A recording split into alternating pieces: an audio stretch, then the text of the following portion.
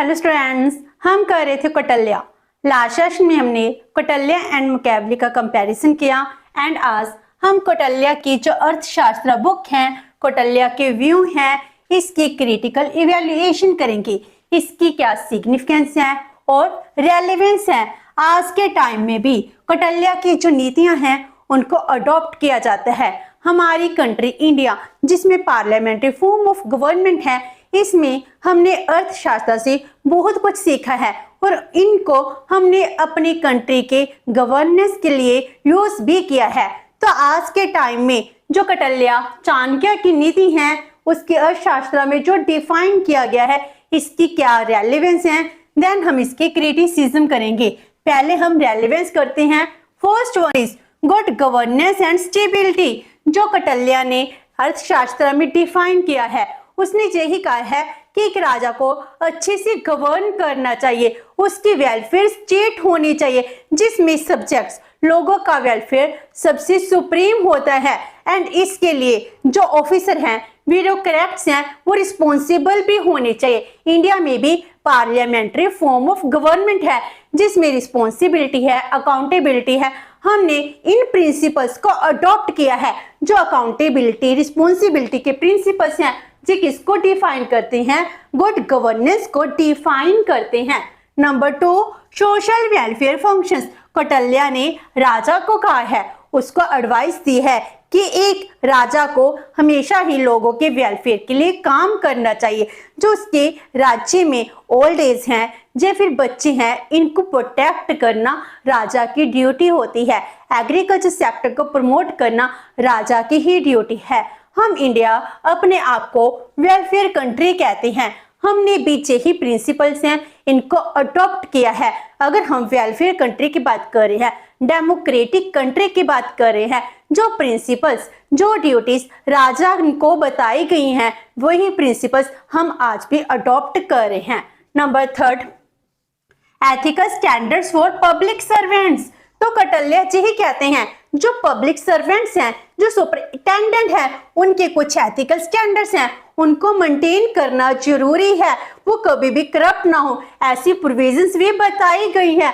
तो public servants हैं, इनके लिए एथिकल स्टैंडर्ड्स जो डिफाइन किए गए हैं। हमने भी हमारे एडमिनिस्ट्रेटिव रिफॉर्म कमीशन जो 2005 में था, सेकंड ARC, इसमें भी जो ब्यूरोक्रेट्स हैं, जो पब्लिक सर्वेंट्स हैं या फिर पब्लिक एग्जीक्यूटिव हैं, इनके रिगार्डिंग क्या क्या एथिकल स्टैंडर्ड्स होने चाहिए, इसको अडॉप्ट किया है। Next is idea on corruption. वो करप्शन के रिगार्डिंग क्या व्यू देते हैं? कहते जो पब्लिक सर्वेंट्स हैं वो जल्दी ही करप्ट हो जाते हैं, इसीलिए राजा को क्या करना चाहिए? स्ट्रॉन्ग स्पाई सिस्टम होना चाहिए। इवन कि अपने ब्यूरोक्रेट्स के अंगेंस्ट भी होना चाहिए। अगर कोई एक छोटी सी भी गलती करता है, उसको बहुत बड़ा दंड देना चाहिए ताकि अनदर पब्लिक सर्वेंट्स हैं वो दोबारा से ऐसी गलती ना करें। और आज के टाइम में भी हम पब्लिक सर्वेंट्स हैं, जो भी गवर्नमेंट ऑफिस हैं, इनमें करप्शन को देख रहे हैं। अगर हम ट्रांसपेरेंसी इंडेक्स की बात करते हैं तो 2022 के इंडेक्स के अकॉर्डिंग इंडिया की रैंक 85th है, meaning India 85th list corrupt country है। तो करप्शन का आइडिया जो कौटिल्य ने डिफाइन किया है, वही आइडिया इंडिया में भी चल रहा है। तो पब्लिक सर्वेंट्स को करप्शन से बचाने के लिए वो सरकार बहुत एफर्ट्स कर रही है, तो वो एफर्ट्स कंटिन्यू करने चाहिए। Next is wide coverage of अर्थशास्त्र on the overall economy. Economic system, अर्थशास्त्र, इकोनॉमी को हम हिंदी में अर्थशास्त्र भी कहते हैं। अर्थशास्त्र में यही तो डिफाइन किया गया है कि एक स्टेट कैसी होनी चाहिए, स्टेट के फंक्शंस कैसे हैं, उसके जो पब्लिक वेलफेयर के फंक्शंस कैसे हैं, उसकी मॉनेटरी पॉलिसीज कैसी होनी चाहिए, फिस्कल पॉलिसीज कैसी होनी चाहिए, टैक्सेशन पॉलिसीज है वो कैसी होनी चाहिए, जो वेलफेयर के कॉन्सेप्ट्स हैं, इनकी रिगार्डिंग थ्योरीज भी कौटिल्य ने डिफाइन की गई हैं। तो ओवरऑल इकोनॉमी को अर्थशास्त्र है वो अच्छे से डिफाइन करती है। Next is fair taxation policy. जो टैक्सेशन पॉलिसी है वो कैसी होनी चाहिए? अकॉर्डिंग टू एबिलिटी टू पे। हमने भी यही क्राइटेरिया है, इसको अडॉप्ट किया है, मीनिंग जिसकी जितनी एबिलिटी है उस पर उतना ही टैक्स इंपोज किया जाना चाहिए। अगर हम अपने इनकम टैक्स स्लैब्स की बात करते हैं, उसमें तो भी यही है, जो पुअर सेक्शन है उनको कोई भी टैक्स नहीं देना पड़ता है। जैसे जैसे इनकम इंक्रीज होती है, इनकम के इंक्रीज होने से टैक्स रेट भी इंक्रीज हो जाता है। अगर किसी की उससे भी ज्यादा इनकम है, मान लो किसी की 50 लाख से भी अबव इनकम है, तो उसको 10% सरचार्ज देना पड़ता है। अगर 1 करोड़ से भी ज्यादा है तो उसके लिए 15% सरचार्ज है। मीनिंग पुअर सेक्शन पर कम टैक्स इंपोज किया गया है और रिच सेक्शन है उन पर ज्यादा टैक्स लगाया गया है। तो जिस कैसे हुआ, अकॉर्डिंग टू एबिलिटी टू पे। तो कौटिल्य ने भी यही डिफाइन किया है। Next is 6-fold policy in international relations. International relations में जो कौटिल्य ने 6-fold पॉलिसीज डिफाइन की है, जिसमें एक राजा को अपने रिसोर्सेज को, मनी को देखकर ही फॉरेन रिलेशंस में अपने जो रिलेशंस हैं वो डिफाइन करनी चाहिए। अगर हमको वो करनी है, पीस करनी है, जो न्यूट्रल रहना है, तो वो हम आज भी अडॉप्ट करे हैं। जब 2022 में यूक्रेन रशिया वॉर होती है तो यूनाइटेड नेशन ऑर्गेनाइजेशन में रशिया के अगेंस्ट वोट की जाती है, लेकिन इंडिया अपनी वोट अब्सटेन कर देता है, ना फेवर में डालता है ना अगेंस्ट डालता है, क्योंकि हमारे रशिया के साथ बहुत अच्छे डिप्लोमेटिक रिलेशंस हैं। हमने उनसे बहुत ज्यादा एक्सपोर्ट एंड इंपोर्ट करते हैं। जो रशिया है हमको कम रेट पर ऑयल दे रहा है, तो हम उनसे अपने रिलेशन नहीं खराब कर सकते थे। इसीलिए इंटरनेशनल रिलेशंस में हमने भी 6-fold पॉलिसी में न्यूट्रल रहने की पॉलिसी है, इसको अडॉप्ट किया है। Next is diplomacy and preservation of sovereignty. अपनी सॉवरेनिटी को प्रिजर्व करना एक राजा का सबसे प्राइम ड्यूटी बनती है। तो अपनी डिप्लोमेसी ऐसी होनी चाहिए जिसमें आप फॉरेन कंट्रीज है, इनमें अगर स्पाई सिस्टम चल रहा है वो चलने दो। इसके लिए जो कौटिल्य ने 4 इंस्ट्रूमेंट बताए हैं, साम धाम दंड भेद, तो इसमें से आप कोई भी पॉलिसी अडॉप्ट कीजिए, लेकिन अपने देश की सॉवरेनिटी को आपको प्रिजर्व करना है। अगर हम अपनी नेबरिंग कंट्री मालदीव्स की बात करते हैं, इसको भी हमने लाइन ऑफ क्रेडिट दिया है। तो हमने कितने ही $मिलियन का लाइन ऑफ क्रेडिट, एक सॉफ्ट लोन होता है, वो दिया है। क्यों? क्योंकि इसके थ्रू जो चाइना है मालदीव पर अपनी कॉलोनी ना बना ले, इस पर कब्जा ना कर ले। अगर वहां पर कोई भी आर्मी सेंटर बन जाता है तो हमारे लिए डेंजरस है। इसीलिए हमने अपनी सॉवरेनिटी को बचाने के लिए लाइन ऑफ क्रेडिट इंस्ट्रूमेंट है, इसको यूज किया है। Next is spy system. तो कौटिल्य स्पाई सिस्टम को बहुत इंपॉर्टेंस देता है। वो कहता है फॉरेन रिलेशंस हैं, फॉरेन कंट्रीज हैं, इनमें आपके स्पाई सिस्टम बहुत ज्यादा डेवलप होना चाहिए। अगर आप अपनी नेबरिंग कंट्री की, अपने दुश्मन की, अपने फ्रेंड की स्पाई नहीं करोगे तो आपको एक्चुअल रिपोर्ट नहीं मिलेगी। तो स्पाई सिस्टम बहुत ही स्ट्रॉन्ग होना चाहिए। जुडिशियल एडमिनिस्ट्रेशन जो सबसे इंपॉर्टेंट होता है, जस्टिस जिसको हम डेमोक्रेसी का थंब कहते हैं, तो जो हमारा पिलर है जुडिशियल सिस्टम, इसके लिए वो कहते हैं फेयर जस्टिस सबको मिलनी चाहिए, स्पीडी होनी चाहिए। जैसे उसने कोर्ट्स की टाइप डिफाइन की है, धर्म सत्य कोर्ट, कंटेक्स्ट शोधन कोर्ट, वैसे ही आज भी हमारी कंट्री में सिविल कोर्ट्स, क्रिमिनल कोर्ट्स हैं, वो एप्लीकेबल हैं।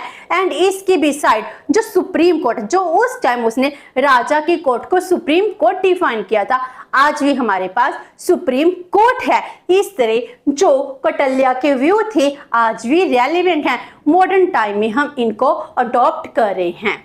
अब करते हैं क्रिटिसिज्म। जो कौटिल्य के व्यू हैं इनके रिगार्डिंग भी कुछ क्रिटिसिज्म है, लेकिन ये क्रिटिसिज्म इतनी इंपॉर्टेंट नहीं है क्योंकि जो इसके क्रिटिसिज्म है इनका कोई बेसिक ग्राउंड नहीं है। तो एथिक फ्री पॉलिटिक्स कहते, जो कौटिल्य ने एथिक फ्री पॉलिटिक्स डिफाइन की है, आज के टाइम में एथिक फ्री पॉलिटिक्स नहीं होती है।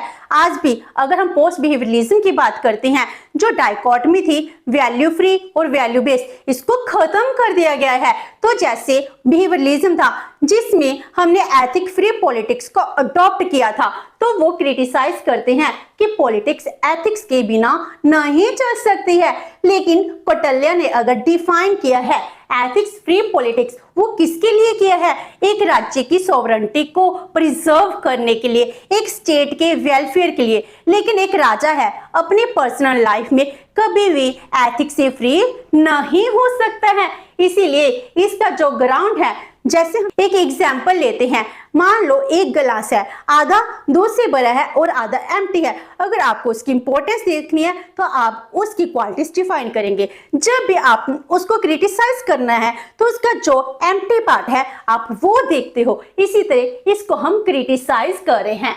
Number 2, expansion of the territory, कि टेरिटरी को हमेशा एक्सपेंड करना चाहिए। कौटिल्य ने यही डिफाइन किया है, एक राजा को अपनी टेरिटरी है इसको एक्सपेंड करना है। अगर वो एक्सपेंड नहीं करेगा, नेबरिंग कंट्री है या फिर कोई पावरफुल कंट्री है, वो क्या करेगा, आपकी कंट्री को अपनी कंट्री में मिलाने की कोशिश करेगा। इसलिए आपको भी एफर्ट्स करने चाहिए।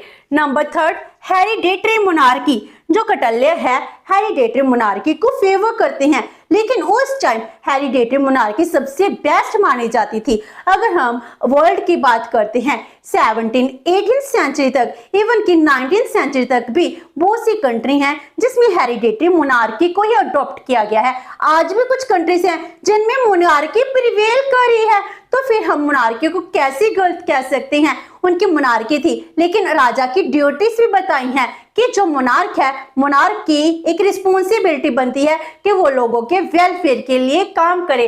वो एक लव्ड किंग होना चाहिए, सारी जनता उसको प्यार करती हो। तो उनकी चाहे हेरिडेटरी मोनार्की थी, लेकिन राजा की क्वालिटीज हैं, ड्यूटीज हैं, वो भी डिफाइन की हैं। सेंट्रलाइजेशन ऑफ पावर्स, कौटिल्य है पावर को सेंट्रलाइज करना चाहते हैं। लेजिस्लेचर, एग्जीक्यूटिव, जुडिशियल, जितनी भी पावर्स हैं वो सभी की सभी पावर्स किसके पास होने चाहिए, एक राजा के पास होनी जरूरी है। तो इस तरह वो सेंट्रलाइजेशन ऑफ पावर को डिफाइन करते हैं। अगर हम आज के टाइम की बात करते हैं, अगर हम फेडरेशन की भी बात कर रहे हैं, हमारी कंट्री में फेडरेशन है लेकिन सेंटर है वो ज्यादा स्ट्रॉन्ग है। हम भी इमरजेंसी की सिचुएशन में पावर को सेंट्रलाइज करते हैं। जी आज की भी इतनी ही जरूरत है जितनी पहले टाइम की थी। Next is use of coercive power, वो कहते हैं अगर राजा को अपने किंगडम में अगर कोई भी वायलेंस करता है उसको पनिश करने के लिए कोरेसिव पावर है, दंड नीति है, इसको यूज करना पड़े वो कर सकता है। वो फोर्स के थ्रू भी अपने लोग को मनवा सकता है।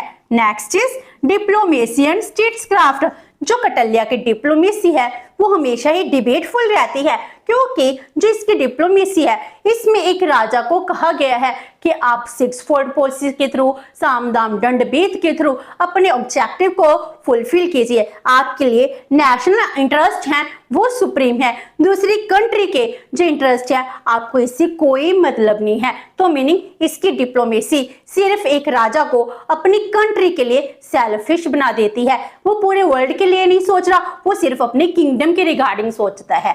Next is neighbouring country as a natural enemy, जो कौटिल्य ने मंडल थ्योरी दी है।